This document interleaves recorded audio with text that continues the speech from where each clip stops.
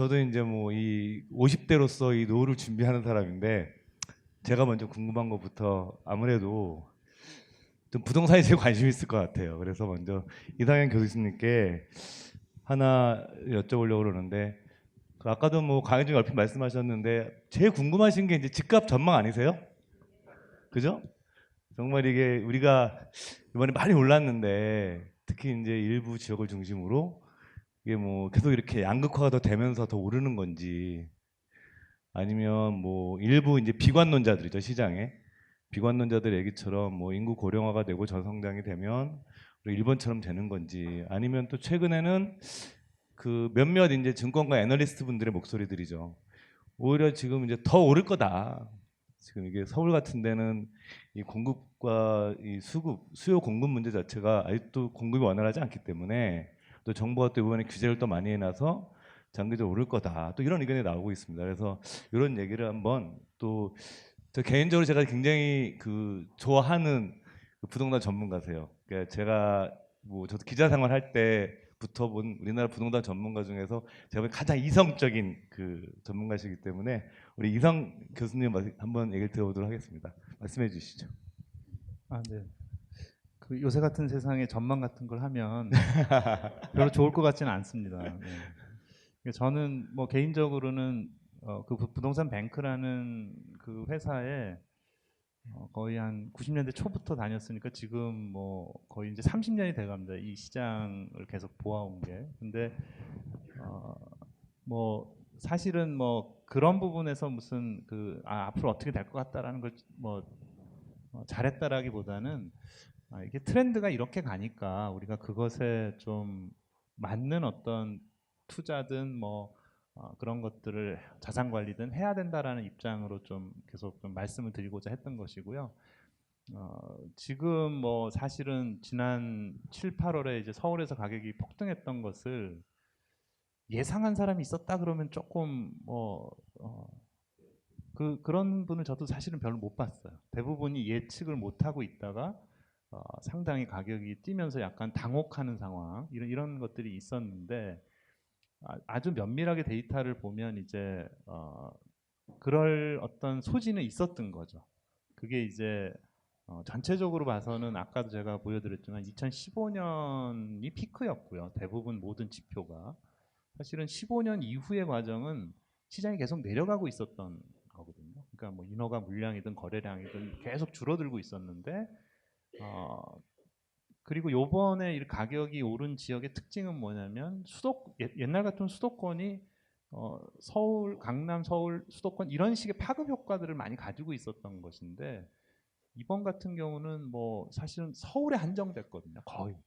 예. 물론 이제 강남에서 이제 뭐 강북까지 좀 포함돼서 뭐 그런 정도의 어떤 범위이긴 하지만 어쨌든 경기도권에는 거의 아무 영향이 없었기 때문에 그러니까 그건 무슨 얘기냐면 우리가 전국적인 시장의 어떤 트렌드로 보면 어, 사실은 굉장히 국지적인 현상으로 나타난 거죠. 이 서울이란 지역이 가지고 있었던 뭐 도시 구조든 뭐 아니면 거기에 수요 공급 뭐 이런 부분에 어떤 좀 애로가 분명히 있었던 것이 반영이 된 거다. 그래서 뭐 이미 이제 시간이 지나면서 대체적인 얘기는 서울 지역의 수요에 비해서 공급이 계속 딸리는 현상이 결과가 그것으로 나타난 거다라는 것은 저는 뭐 어느 정도 사람들이 이미 다 알고 계신 사항이 됐고 문제는 이제 그게 과연 어느 정도까지 안정될 건가는 정부도 알고 있죠. 그러니까 공급 계획이라는 것을 이제 마지막에 얘기를 했지 않습니까?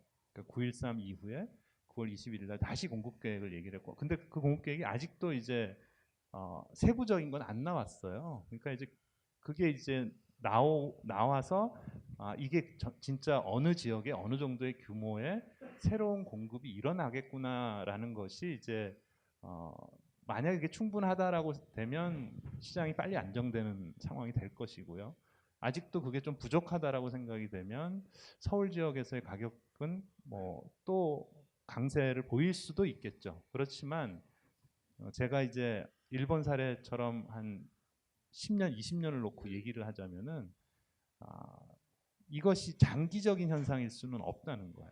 어쨌든 우리의 지금의 트렌드는 상당히 안정되는 구조 내지는 이후에는 상당히 서서히 내려가는 구조가 불가피하다. 다만 일시적으로 이런 현상이 나타나는 것이 있는 것은 그런 원인이 깔려는 있다. 근데 그게 해소되고 나면 사실은 이후에는 아마 좀 그런 것들을 보기는 좀 힘드실 거다라고 저는 생각을 합니다. 네.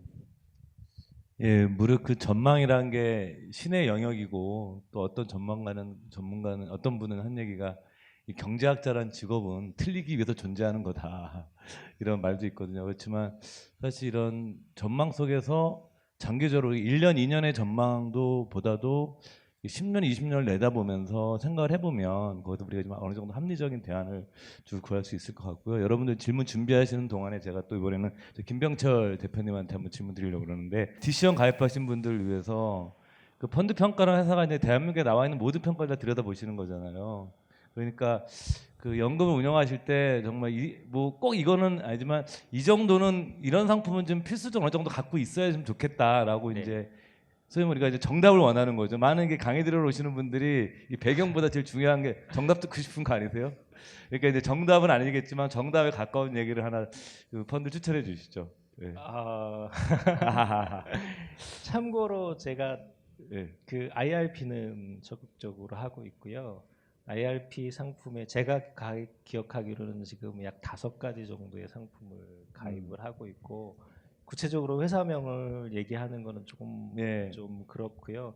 뭐 우리나라의 대표적인 배당형 상품, 배당주 그리고 펀드, 그다음에 그 중국 펀드도 하나 가지고 차이나 있고요. 펀드. 그다음에 뭐 선진국 펀드 선진국 하나 가지고 펀드. 있고요.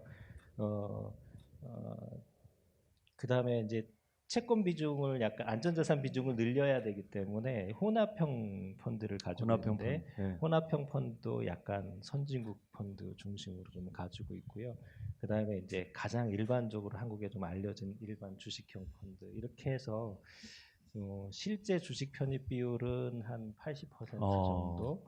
그렇지만 이제 그 일반 주식형 펀드의 70, 안정형의 30. 왜냐하면 이게 안정형 내에도 주식이 들어가 있으니까요. 그래서 그 정도 되도록 운영하고 있어요. 얼마 전까지 되게 높은 수익률을 내다가 최근에 주가가 좀 하락하면서 약간 좀 내려가긴 했는데 뭐 저는 그 참고로 주식 가격, 그러니까 주가를 안 봐요. 그래서 어차피 시간이 지나면 제가 원하는 수익률을 낼 거라고 생각하고 투자하고 있습니다. 김 대표님이 내주신 포트폴리오 자체가 연금 상품을 고르실 때 저렇게 포트폴리오를 짜시면 사실은 가장 그 한국에서 안정적으로 짜는 방법이 아닌가 그런 얘기도 들고요. 그다음에 이제 우리 박영호 센터장하고 이제 여러분들 질문 이제 받도록 하겠습니다. 제가 궁금한 거 먼저 해소하고요. 이제 장기적으로 이제 해외 투자를 해야 된다라고 하는데 사실은 뭐 해외 투자가 뭐 우리가 펀드도 있고 직접 투자도 있고 요즘은 이제 직접 투자도 많이 하시지 않습니까? 우리나라 분들이. 그래서 저는 펀드 투자에 대한 얘기는 좀 뭐 일단 보다도 그 우리 박영호 센터장이 증권사 애널리스트 출신입니다. 그래가지고 굉장히 기업들을 좀 보는 눈이 있어요.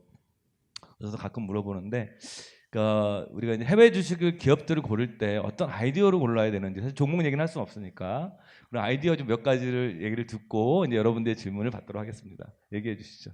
아주 어려운 숙제를 줬습니다, 제가. 제가 이제 바람직한 해외 자산 비중을 아까 30% 정도 사실 좀 러프하게 이렇게 말씀드렸는데 사실 자산 구성상에서 30% 정도 투자 자산으로 그것도 해외 자산을 갖는다는 게 현실적으로 쉬운 일은 아닐 것 같고요. 근데 이제 그런 비중을 가져가는 부분들을 우리가 굉장히 조급하지 않게 장기적으로 어떤 이 산업의 발전이라든지 아니면 지역별 발전이라든지 뭐 이런 것들을 조금 넓은 시각에서 이렇게 여유를 가지고 훑어보다 보시면 여유를 가지고 보는 상황에서 이제 기회를 그만큼 큰 어떤 눈을 가지고 포착을 할 수가 있지 않겠나 이렇게 생각이 되거든요. 그래서 사실 올해도 해외 주식이나 이런 부분들을 보게 되면은 만약 투자해 보셨던 분들은 아시겠지만은 올해 해외 주식이라는 게 조금 많이 변동성을 가지고 있었기 때문에 더군다나 이제 국제 정세나 이런 것들도 상당히 어렵고 해서 어려웠었던 점인 것 같아요. 근데 이제 그게 언제 투자했느냐, 만약에 올해부터 관심을 갖고 투자했었다라면 상당히 그런 부분에 있어서도 좀 많이 반론을 제기하실 수 있는 그런 부분들이 있을 수 있을 것 같아요. 근데 장기적으로 보게 되면은 제가 아까 말씀드렸다시피 긴 시각에서 발전의 흐름을 따라가다 보면 그런 한 해 한 해 그런 짧은 기간 동안에 올 수 있는 어떤 변동성은 우리가 감내하면서 갈 수 있다. 이런 것들을 먼저 좀 참고하셔야 될 것 같고요.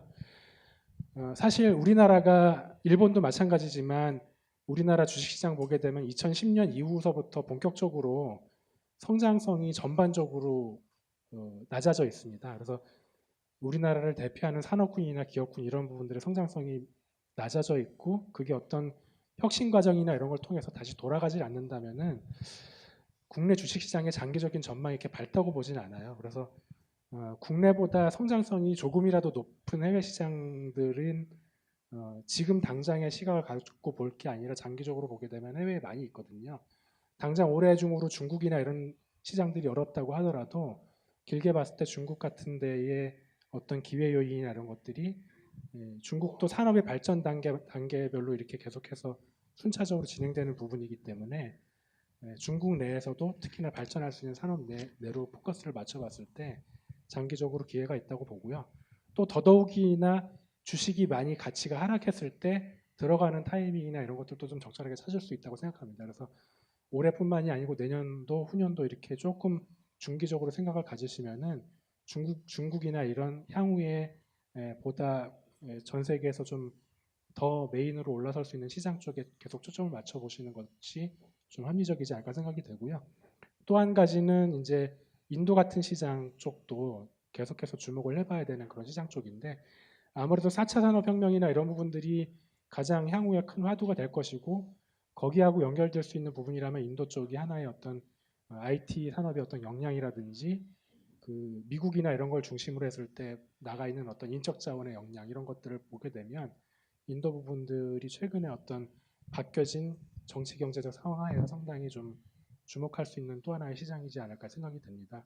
그리고 지역별로 말씀드렸을 때 아까 제가 이제 그 노르웨이 국부펀드 말씀드리면서 선진권 쪽 비중이 보시게 되면은 대체로 좀 중요 비중으로 가져가거든요. 미국을 중심으로 해서 선진권 쪽 비중을 한 60% 정도 이상을 가져가고 나머지를 성장성이 유망한 다른 다양한 이머징 마켓 쪽에 투자를 하는 그런 비중으로 가져가는데 그렇다면 기본적으로 투자자산 쪽이나 위험자산 쪽을 투자한다고 하더라도 지역으로 보게 되면 안전한 지역, 장기적으로 봤을 때 크게 변동이 있어도 손해를 많이 안 볼 지역은 선진권 쪽 위주로 기본적으로 투자를 해야 된다는 것이죠. 그래서 해외자산 투자는 아무래도 미국 쪽을 중심으로 일정 수준 비중 이상을 가져가는 것이 일단은 좋겠다. 어떻게 보게 되면은 그 리저널, 그러니까 전체 지역을 아울러서 봤을 때 선진권 쪽 비중을 중점적으로 가져가고 나머지 성장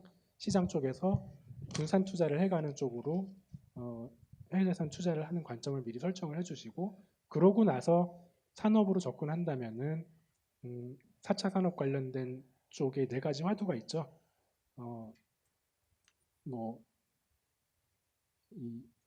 이 금융 쪽에 이제 디지털화 이제 핀테크라든지 그다음에 뭐 자율주행 그다음에 이제 그 바이오 쪽 중심으로 하는 어떤 4차 산업과 관련된 부분 그다음에 로보틱스 뭐 이런 것들이 있는데 그런 부분에 있어 가지고 주요하게 그 산업의 트렌드상 중심을 가져갈 수 있는 그런 주식들 그런 것들을 대표주 위주로 혹은 선진지역 위주로 미국 위주로 일정 수준 이상 계속해서 가져가는 부분 이런 것들로 안정적으로 장기적으로 투자를 해가시면 절대 제가 약간 장담해서 크게 장기적으로 노후 자산을 준비하고 소득을 마련하는데 큰 지장은 없을 거다 이렇게 말씀드릴 수 있습니다. 항상 이럴 때 그 나오는 말이 있습니다. 이거를 믿지 마시고 투자 판단의 참고 자료로만 반드시 이용하셔야 됩니다. 아셨죠? 예, 지금부터 이제 세 분의 제가 궁금한 거 한 가지씩 여쭤봤고요. 여러분들께서 직접 뭐 이 세 분 중에 한 명을 지목하셔서 하셔도 좋고 다 물어보셔도 괜찮고 궁금한 것들을 물어보는 시간을 갖도록 하겠습니다. 예, 예, 어디 저쪽에. 저는 그러니까 우리나라 이제 그 은퇴하시는 분들이 요즘 많이 하시고 있는 것 중에 이제 주택연금이라는 제도가 있잖아요. 그래서 다른 나라들도 이제 주택연금이 있는지랑 일본 아까 이제 부동산 시장에 대해서 말씀을 해주셨는데 일본은 뭐 개인 그러니까 주택연금 시장이 없어서인지 임대사업이나 이런 것들이 되게 활성화돼 있잖아요. 민간 임대라든가 지금 제가 알기로는 LH에서도 임대 걸 하고 있는 걸로 알고 있거든요. 그래서 우리나라는 그러니까 일본을 그게 다른 건지 일본과 따라가고 있는 건지 그런 것들 좀 말씀해 주셨으면 좋겠습니다. 그러니까 이게 상대적으로 이제 일본의 주택의 특징 중에 하나가 그러니까 우리는 아파트가 거의 한 60% 이런 공동주택이 80% 이렇거든요. 단독이 20% 정도밖에 안 되는 이제 그런 구성인데 일본은 반대예요. 90%가 단독이고요. 10%가 공동입니다. 그러니까 아까 맨션이라 그래서 뭐 도쿄에서 한 6천만 엔 정도 한다는 그거는 우리나라 아파트 같은 거거든요. 근데 그게 전체 구성에서 10%밖에 되지 않습니다. 그러니까 우리나라의 주택연금의 주 대상은 아파트거든요. 그게 왜 그러냐면 그 물리적으로나 그 장기적으로 지속이 될 수 있는 그런 형태의 그 상당히 품질이 좋은 주택이거든요. 우리나라 아파트가요. 그러니까 이런 거는 이제 그 주택연금 같이 해가지고 가더라도 나중에 그 가치가 상당히 유지가 되는 자산인데 일본의 경우에 이런 단독주택들은 목조거나 뭐 그 품질 자체가 굉장히 떨어지거든요. 그러니까 아까 보여드린 것처럼 전체 주택의 유통의 대부분이 신축에 맞춰져 있고 기존 주택들은 사실상 포기하는 경우도 굉장히 많아요. 그러니까 공실률이 13% 이렇다는 800만 호가 넘거든요. 그러니까 그거는 이제 거의 이제 그 땅값도 거의 변동이 없고 주택 자체로 쓸모도 별로 없고 그렇기 때문에 일본에서는 그런 땅을 임대주택으로 개발해가지고 상속을 하거나 증여를 하면은 일본 정부에서 상속증여세를 아예 매기질 않아요. 그러고 그 주택을 짓고 30년간 관리하는 건설회사들이 있어요. 우리나라는 아직 이제 그런 식으로는 하질 못하니까 그래서 거기는 이제 뭐 시공도 해주고 장기간 관리도 해주고 그러니까 굳이 주택연금의 형태보다는 아예 그 임대주택으로 개발을 해서 그 수입을 장기로 고정적으로 받는 게 더 나은 거죠. 그래서 이제 그런 게 굉장히 일반화가 되면서 사실은 개인은 별로 할 거는 없어요. 그런 회사한테 그냥 맡겨놓으면 이 사람들이 그런 식으로 안정적으로 수입을 주기 때문에. 근데 이제 우리나라의 경우는 아파트가 갖는 이제 그런 품질의 우월성이 있으니까 이걸 이제 말하자면 영모기지 형태로 한 그 주택연금으로 이제 많이들 선택을 하실 수 있는 어떻게 보면 약간 편하게 또 선택하는 측면도 있죠. 이거는 내가 살면서 이제 연금 형식으로 결국 받아갈 수 있기 때문에 그런 거에 비해서 상대적으로 이제 임대주택이 좀 뭐 월세가 받고 월세를 충분히 받고 이런 게 생각보다 개인이 해결하기가 힘든데 그걸 대신해 주는 전문적인 회사가 적은 거예요. 이제 그게 시작이 되는 정도 단계. 그렇지만 이제 일본의 사례로 보자면 결국 우리도 그런 회사들이 늘어날 거고 만약에 그게 개인 베이스에서 안 된다 그러면 최근의 경향은 예를 들면 펀드에서 부동산을 사고요. 그 부동산에 임대주택을 운영하는 전문 회사가 들어가서 뭐 마스터리스로 가져가든지 이렇게 해서 그 펀드 투자자들한테 수익을 돌려주는 형태의 이런 투자들이 많이 일어나요. 그러면 굳이 이제 직접 부동산을 가지지 않고 그런데 펀드나 주식을 사서 이제 본인의 그런 포트폴리오를 만들 수도 있죠. 근데 아직은 그게 너무 적기 때문에 좀 시간이 걸릴 거다 이렇게 생각을 합니다. 예, 궁금증 해도 되셨죠? 예, 여기 마이크 좀 주세요. 앞에서 두 번째 줄입니다. 저기 빨간 모자. 혹시 LA 다저스 팬이신가 봐요? 아니십니까? LA 다저스 모자 쓰고 오셔가지고. 예. 교수님한테 여쭤보고 싶은데요. 제가 알기로는 임대 관리와 관련돼서 2년 전에 법령이 개정된 걸로 알고 있는데 그게 일본과처럼 그렇게 활성화될 수 있는 것인지를 질문하고 싶고요. 박 센터장님한테는 지금 미국 같은 경우에는 장기채하고 단기채가 그 갭이 계속 내려가고 있는 상황이어서 인플레이션 압력에 대한 부분이 있는데 그런 상태에서도 해외 그 주식 투자에 대한 부분이 가능한지를 여쭤보고 싶습니다. 예, 제가 질문을 받으면서 다행이다. 난 저런 질문에 다 대답을 안 해도 되니까 그런 생각을 했습니다. 먼저 우리 이상현 교수님부터 얘기 들어보겠습니다. 그러니까 저희가 2014년에 주택법이 개정이 되면서 아까 제가 보여드렸던 이제 자기관리형이라는 거하고 위탁관리형이라는 두 가지 형태의 임대관리 회사가 허용이 됐어요. 그래서 이제 그걸 국토부에 등록하고 이제 사업을 할 수 있는데 뭐 보여드린 것처럼 뭐 실제로 막 이게 엄청나게 확장되지 못하고 있고요. 실제로는 뭐 이런 걸 하는 회사들이 이 사업만 가지고 지금 수익을 내기가 임대관리 회사들이 좀 어렵습니다. 그래서 대부분 겸업을 현재 하고 있는 상태고요. 그래서 최근에 이제 새롭게 뭐 스타트업 같은 형태로 이런 이제 원룸이나 이런 거를 이제 그 임대주택으로 만들어서 전문적으로 하는 회사들이 이제 나타나고는 있어요. 그런데 뭐 충분히 일본처럼 뭐 100만 호까지 하고 막 이런 회사로 갈 때까지는 시간이 좀 걸릴 것 같습니다. 다음 박영호 센터장님. 네. 아까도 말씀드린 것처럼 이제 그 장기적인 흐름을 좀 보셔야 될 것 같고요.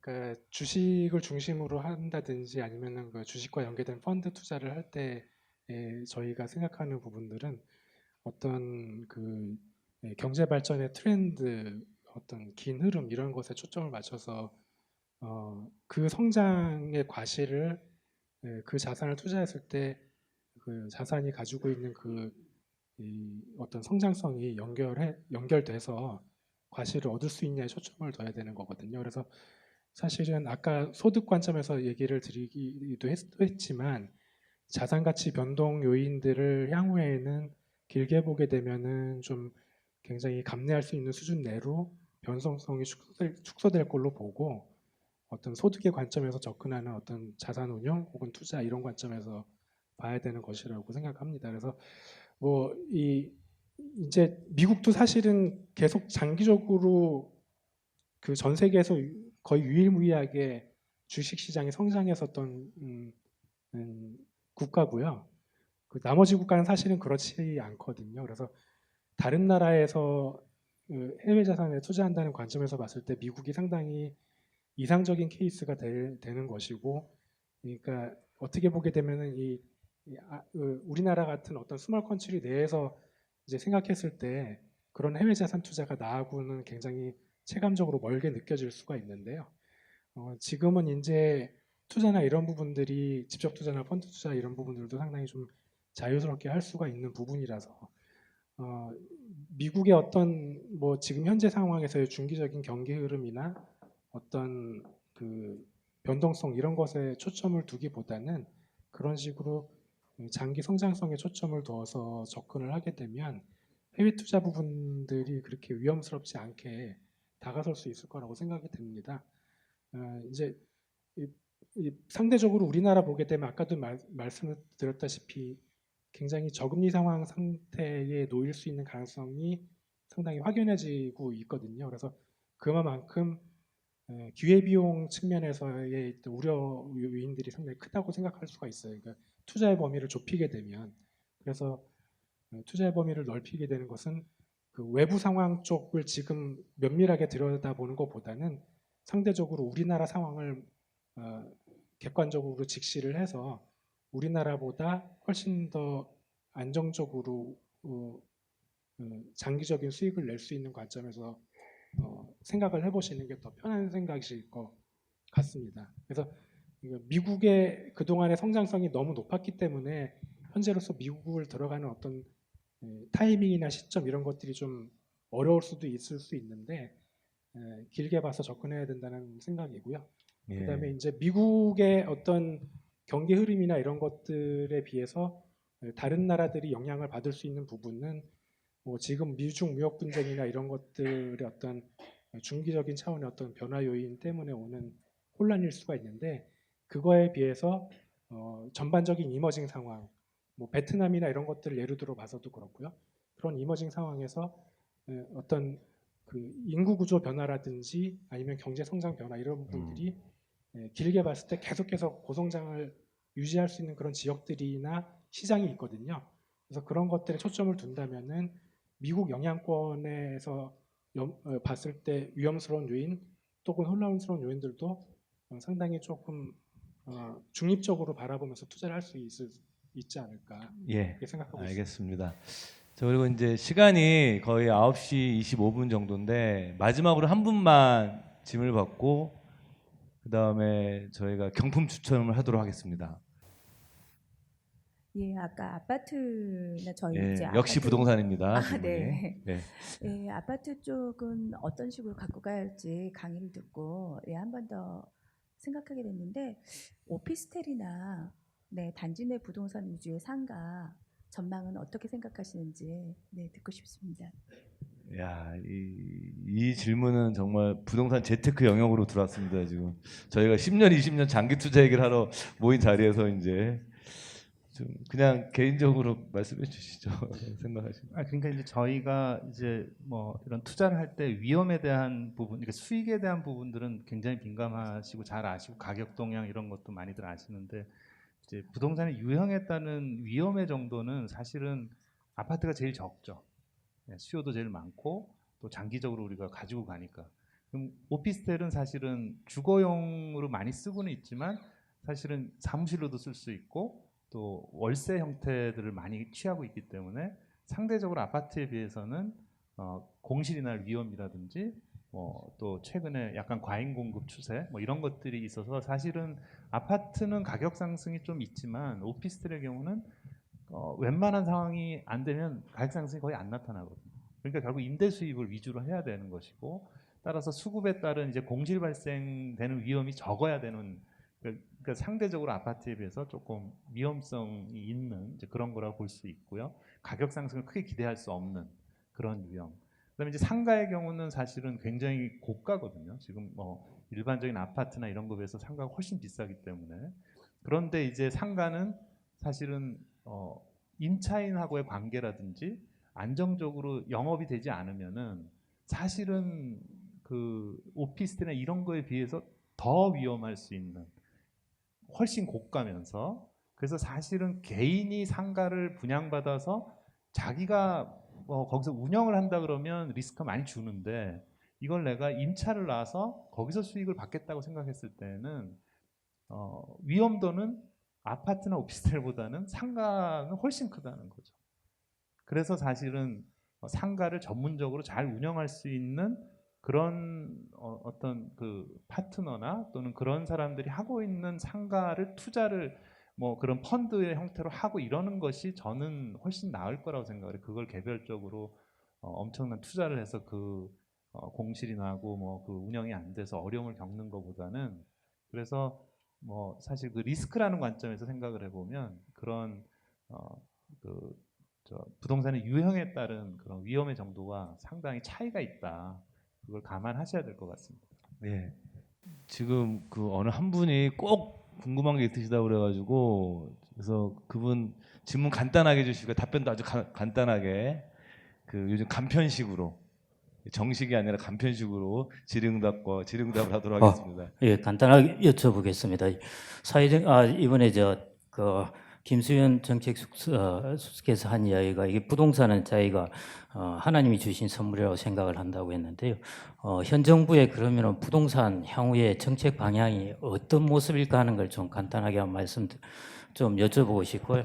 그 다음에 박영호 센터장께서 주식회는 아까 저 일본의 그 배당 수익률이 높아졌는데 일본 기업들의 배당 성향이 높아져서 높아진 건지 일본 기업의 주가가 폭락하면서 배당 수익률이 높아진 것인지 만일 그 두 방향에서 주가가 많이 떨어져서 높아진 것이라면은 우리나라 같은 경우 향후에 어떻게 해야 되는지 주가가 떨어질 때를 기다렸다 들어가야 되는 것인지 아니면 우리나라의 배당 성향이 혹시 나중에 높아질 것인지 그래서 그 배당 수익률에 관해서 한번 간단하게 여쭤보고 싶습니다. 예, 그 이번에는 이제 짧게 해야 됩니다, 박영선 센터장님. 그래서 박영선 센터장님 먼저 짧게 해주십시오. 딱 결론만. 예, 예, 이제 집에 귀가하셔야 되기 때문에 우리 이제 아까도 제가 설명을 좀 드린 바가 있는데요. 그 일본의 자료들이 좀 길지 않습니까? 이제 성장기서부터 80년대 초반서부터 이제 그 현재 수준까지 계속 좀 보여드렸는데 어느 정도 그 주식 시장의 흐름이라는 것은 단기로 보게 됐을 때보다 장기로 보게 됐을 때 아무래도 변동성을 좀 축소시켜서 보게 될 수 있는 그런 경향들이 있기 때문에 일본의 장기 시결을 보게 되면 어느 정도는 좀 확인이 될 것 같아요. 근데 배당 수익률이 이제 일본의 실질 배당 수익률이 아까는 중형주 중심으로 좀 설명을 드린 것인데요. 뭐 2% 중반에서 3% 중반 정도까지 그러니까 최대로는 3% 초중반까지 올라갔었거든요. 그래서 그 중형주 중심으로 그렇고 퍼스트 섹션으로 본다 그러면 이제 대형주 대표주 중심으로 본다 그러면 그거보다 조금 낮습니다. 그러니까 우리가 조금 안정성을 가지고 배당 수익률을 본다 그러면 평균적으로는 일본 기준으로 2% 중반 초반 정도 그 정도가 평균으로 장기적으로 나오는 것 같아요. 그래서 일본의 주가가 뭐 버블 붕괴하면서는 고점 대비해서는 많이 빠졌는데 사실은 2000년대에 접어들면서는 어느 정도 그 변동성이 주식 투자를 하는 입장에서 크게 좀 속된 말로 하기에는 후달리지 않을 정도로는 투자를 하고 어느 정도 빠져도 내가 좀 여유 자금으로 투자를 한다 그러면은 그냥 감내할 수 있을 정도의 변동성을 가졌다고 보거든요. 그리고 최근에는 아베 정부 이후에는 사실 주가가 좀 많이 올랐고요. 그래서 최근 들어서 주가가 올랐을 때를 기준으로 했을 때는 당연히 실질 배당 수익률이 좀 떨어질 수가 있죠. 그래서 뭐 2% 초반, 1% 중반대까지도 이제 빠지는 수준인데 어찌 됐던 간에 그 정도 주가의 변동성을 가지고 2% 내외 정도로 움직일 수 있는 그런 부분이다라고 생각을 하고 있습니다. 그리고 아까 저희 주식시장에 대해서 설명을 드렸는데 2010년도 이후에 우리나라 주식시장 되게 안 좋거든요. 사실 개별 주식 투자 해보셨던 분들은 굉장히 어려웠던 부분도 실질적으로 느끼셨을 텐데 지수만 가지고 예를 들어서 투자를 했다고 치더라도 굉장히 성과가 안 좋습니다. 그러니까는 성과가 안 좋은 상황에서 지금 배당 수익률이 우리나라가 지금 2%가 뽑아보니까 2%가 좀 안 되는 것 같아요. 그러니까는 주가가 빠져 있는데 주가 상황이 지금 그다지 좋지 않은데 배당 수익률이 낮으니까 당연히 현재 수준에서는 한국 쪽 같은 경우에는 배당 수익률 측면에서 자산에 대해서 관심을 갖기가 되게 아직은 어려운 것 같아요. 하지만 저희는 제가 생각할 때는 향후 전망이 오히려 좋지 않을까 보거든요. 그러니까는 뭐 좀 짧게 일본처럼 그 일본 지수가 최근에 좋았던 것처럼 우리나라가 향후에 조금 회복이 되면 더 좋고요. 회복이 되지 않고 가더라도 그다지 현재 수준에선 손해볼 건 없다고 보는데 배당 수익률은 그 상황에서 오히려 더 올라가게 될 가능성이 높을 것 같습니다. 왜냐하면 앞으로 우리나라의 어떤 지배구조 문제나 독특한 어떤 배당에 있어서의 주주가치의 어떤 할인 요인들이 좀 많이 해소돼가는 국면으로 보여지거든요. 그래서 실질적으로 현재 주식 수준에서의 변동성을 가지고도 배당 수익률이 지금보다는 많게 잡으면 한 1%포인트 가까이 또 올라가는 국면들이 평균적으로 나올 수 있지 않을까 생각이 됩니다. 그러면은 여기까지 듣겠습니다. 개별 주식으로는 배당 주식 투자할 수 있는 매력이 좀 더 커질 겁니다. 이제 배당에 대해서 많이 첨가되었을 것 같고요. 마지막으로 이제 정말 어려운 질문인 것 같아요. 사실 이 정부 정책이라는 것 자체에 대해서 우리가 코멘트를 한다는 것 자체는 사실 가장 쉬우면서도 사실 가장 어려운 답변 중에 하나거든요. 끝으로 이 교수님 말씀 들으면서 저희 이 토크쇼는 마치도록 하겠습니다. 제가 이걸 설명을 드리려면 토크쇼가 안 끝날 것 같아요. 그래서 저는 그렇게 생각을 합니다. 그러니까 지금 뭐 이전 정부하고 현 정부의 가장 큰 정책의 차이는 결국은 이제 공공성 강화라는 이 관점이 이제 정책의 주류로 바뀌었다는 거거든요. 그러니까 이전에 부동산 투자라든지 뭐 이런 것들의 활성화라든지 뭐 이런 것들 규제 완화라든지 이런 게 중심이었다면 지금은 결국은 공공성을 확보하기 위해서 규제가 강화되고 뭐 이런 형태의 어떤 정책 기조가 이제는 바뀌었고 바뀐 기조가 쉽게 다시 돌아갈 것 같지는 않다라는 거고요. 그래서 제가 이제 일본 사례를 굳이 말씀을 드린 거는 일본은 사실은 이제 거의 버블 붕괴 후에 한 10년 정도 그런 기조를 계속 해결을 못하고 가다가 결국 지금의 장기적인 관점에서는 그런 전문적인 관리 회사들 또는 리츠나 부동산 펀드 같은 형태의 어떤 투자를 부동산에서 하는 일반적인 투자의 패턴을 바꿔버린 그런 경험이 있다는 거거든요. 그래서 저는 공공성이 강화됐지만 부동산의 관점에서는 오히려 그런 전문적인 관리나 그런 펀드나 리츠를 통한 투자는 오히려 충분히 가능성이 있다라고 저는 개인적으로는 생각을 하고 있습니다. 네. 죄송하지만 9시 35분이어가지고요. 저도 집에 가야 되거든요. 그래서 이제 죄송하지만 질문은 더 이상 없고 궁금하신 분들은 혹시 저희 홈페이지 들어가서 이메일 올려놓으시면 저희가 교수님이나 직접 연락을 해가지고 답변을 드리도록 하겠습니다.